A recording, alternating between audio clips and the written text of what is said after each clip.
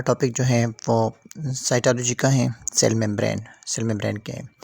ये कैसा मेम्ब्रेन है जो सेल को तमाम साइड से कम्प्लीटली कवर करता है, मतलब इसके बीच बिल्कुल भी स्पेस नहीं होता, ये सेल को कम्प्लीटली कवर करता है। ये लिविंग में, ठीक है। ये लोकेशन इसकी क्या है? तो एनिमल सेल में ये आउटर मोस्ट बाउंड्री है, मतलब सबसे बाहर एनिमल सेल में सेल मेम्ब्रेन होता है। जबकि प्लांट सेल में अगर आप लोग देखें तो प्लांट सेल में, बैक्टीरियल सेल में और फंगल सेल में बाहर जो है वो सेल वाल होता है, तो वहाँ पे ये सेकंड नंबर पे होता है। इसकी मोटाई जो है वो तकरीबन 7 माइक्रोमीटर होती है, ठीक है।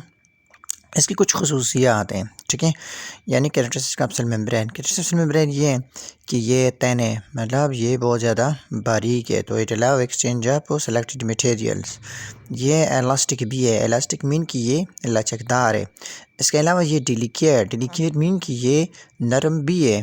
और सबसे अहम पॉइंट ये सेलेक्टिवली परमिएबल है। Selectively permeable mean that it select material which can pass through it. ये मटेरियल की सिलेक्शन करता है, जिन मटेरियल की सेल्स को नीड होती है वो इससे क्रॉस हो सकते हैं।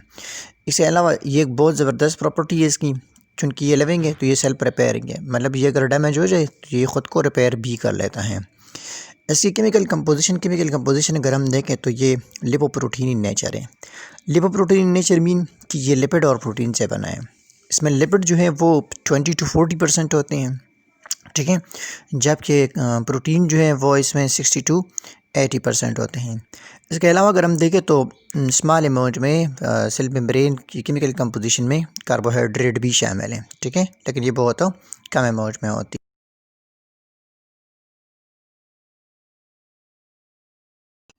सेल मेम्ब्रेन के स्ट्रक्चर के बारे में डिफरेंट मॉडल पेश किए गए हैं, जैसे कि गार्ट और गंडल ने भी एक मॉडल पेश किया था 1925 में। इसके बाद 1935 में डेवसन ने मॉडल पेश किया था। फिर 1959 में जो है यूनिट मेम्ब्रेन मॉडल पेश किया गया, ठीक है।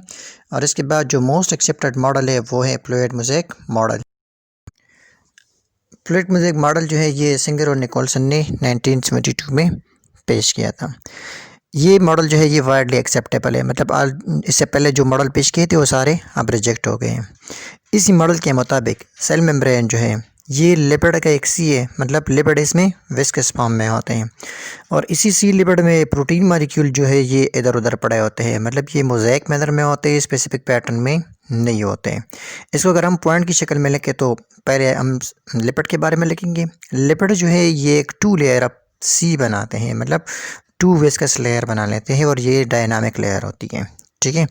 इसी 2 लेयर ऑफ लिपिड में प्रोटीन मॉलिक्यूल जो है वो मोज़ेक मैनर है, मतलब they are floating here and there. ये एक स्पेसिफिक पैटर्न में नहीं है, ये उधर उधर पड़े हैं। तो प्रोटीन मॉलिक्यूल 2 तरह की इसमें होते हैं। पहला जो है वो इंट्रिंसिक प्रोटीन है। इंट्रिंसिक प्रोटीन हमारे पास वो प्रोटीन है जो सेल मेम्ब्रेन की 2 लेयर को कम्प्लीटली क्रॉस करते हैं, मतलब दे extend completely through the lipid layer. दोनों लेयर को कम्प्लीटली क्रॉस करते हैं और इसको हम कहते हैं परमिएज। ये दूसरे मॉलिक्यूल के, मतलब जो पोलर मॉलिक्यूल होती है, पोलर मॉलिक्यूल के इन आउट में ये मदद देती है।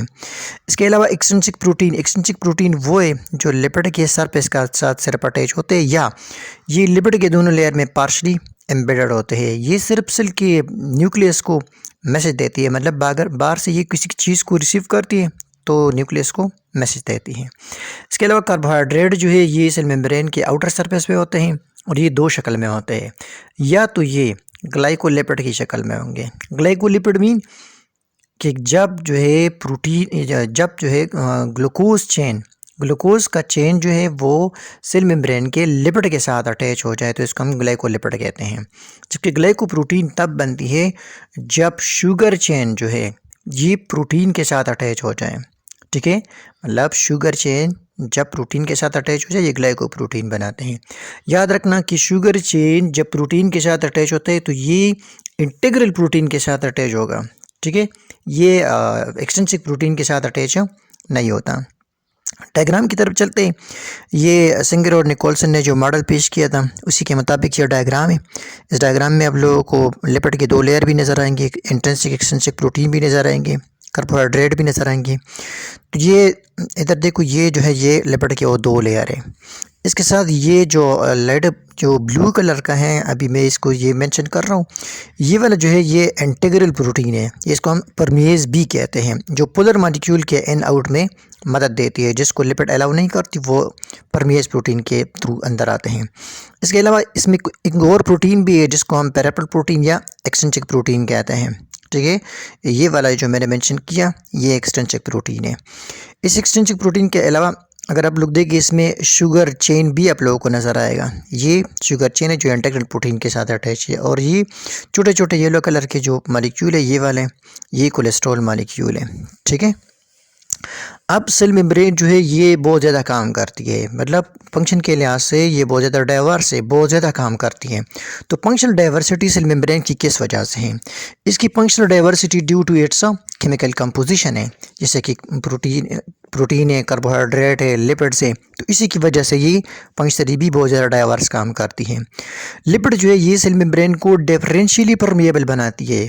ये एमसीक्यूज में भी अक्सर आती है, ये डिफरेंशियली परमिएबल मीन कि ये कुछ मॉलिक्यूल को अंदर जाने की इजाज़त देती है और कुछ को नहीं देती। मतलब ये नॉन पोलर को तो इजाज़त देती है लेकिन पोलर मॉलिक्यूल को इजाज़त नहीं देती, जैसे कि शुगर और अमीनो एसिड इससे क्रॉस नहीं हो सकते। ठीक है, तो ये नॉन पोलर को अलाउ करती है और पोलर को अलाउ नहीं करते। तो इसी वजह से ये सेल मेम्ब्रेन की ये ability differentially permeable it is due to lipid. याद रखना, ये एमसीक्यूज में कई बार आया है। ठीक है, इस तरह ये आयनिक मटेरियल को भी रोकती है। आयनिक मटेरियल भी इससे क्रॉस नहीं हो सकते। सिंपली अगर हम कहें कि ये नॉन पोलर को अलाउ करती है, पोलर को अलाउ नहीं करती। प्रोटीन मॉलिक्यूल जो है ये सेल मेम्ब्रेन को सेलेक्टिवली परमिएबल बनाती है। ये भी एमसीक्यूज में कई बार आया है। Keep it in mind, cell membrane की ये प्रोटीन जो अभी हमने पढ़ा परमिएज प्रोटीन में ये एबिलिटी है कि ये पोलर मॉलिक्यूल को सेल के अंदर लेके आती है और ये मटेरियल को सेलेक्ट करती है अकॉर्डिंग टू सेल नीड। मतलब सेल को जिन चीज़ों की ज़रूरत होती है वो अंदर आ सकेगी, जब ज़रूरत नहीं होगी तो अंदर नहीं आ सकती। मतलब they work according to cell need, according to cell situation. ठीक है, इसके अलावा जो एक्सट्रिंसिक प्रोटीन है, एक्सट्रिंसिक प्रोटीन जो है वो नर इम्पल्स को रिसीव करती है और इसी के मुताबिक मैसेज जो है सेल की न्यूक्लियस को देती है। न्यूक्लियस फिर उसके मुताबिक रिस्पॉन्ड करता है। ठीक है, इसके अलावा अगर हम देखें तो इंटीग्रल प्रोटीन का एक और काम भी है यहाँ पे। ये इंटीग्रल प्रोटीन जिसको हम परमिएसिस भी कहते हैं, ये डिफ्यूजन को रेगुलेट करेंगे, ऑस्मोसिस को रेगुलेट करेंगे, एक्टिव ट्रांसपोर्ट को रेगुलेट करेंगे, आयनिक मटेरियल के ट्रांसपोर्ट को रेगुलेट करेंगे। ठीक है, तो मतलब प्रोटीन की वजह से सेल मेम्ब्रेन क्या है, सेलेक्टिवली परमिएबल। ठीक है, तीसरे नंबर के पे कार्बोहाइड्रेट है।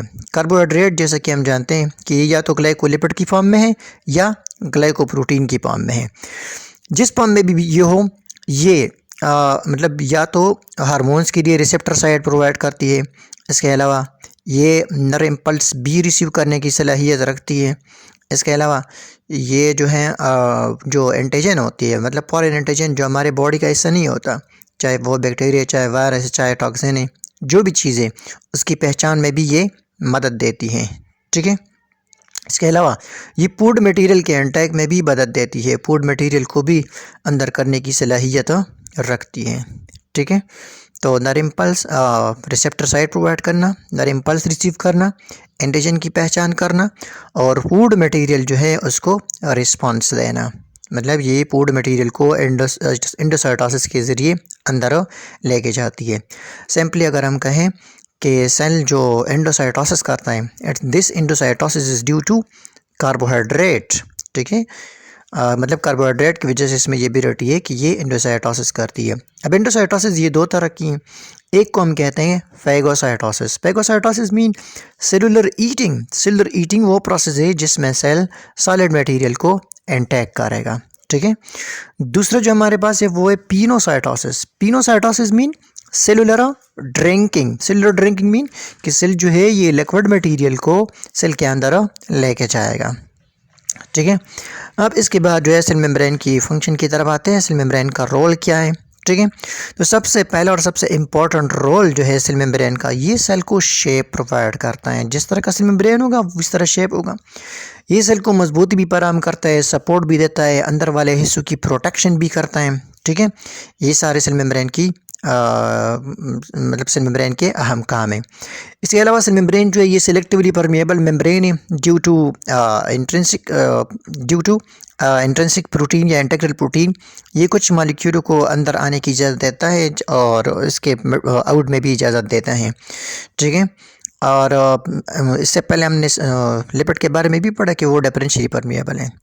तो परमिएज प्रोटीन जो है ये शुगर और अमीनो एसिड को सेल के अंदर कैरी करता है, जिसको लिपिड रोक लेती है, लिपिड अंदर जाने की इजाज़त नहीं देती। ठीक है, और इसके अलावा जो है मतलब जो नॉन पोलर है वो तो आसानी से जा सकते हैं। इस तरह सेल मेम्ब्रेन का एक और काम भी है कि ये सेल के मटेरियल को सेल के अंदर कंट्रोल करके रखती है, मतलब बाहर माहौल से सेपरेट रखती है ताकि ये सेलुलर मटेरियल बाहर ना जा सके। ठीक है, इसके अलावा सेल के अंदर ये स्टेबिलिटी और पीएच को जो है ये मेंटेन रखती है ताकि एंजाइम सही तरीके से वर्क कर सके। ठीक है, तो ये सेल मेम्ब्रेन का फंक्शन था, जिसमें से मतलब सपोर्ट, स्ट्रेंथ वगैरह, प्रोटेक्शन वगैरह ये सारी चीज़ें हैं।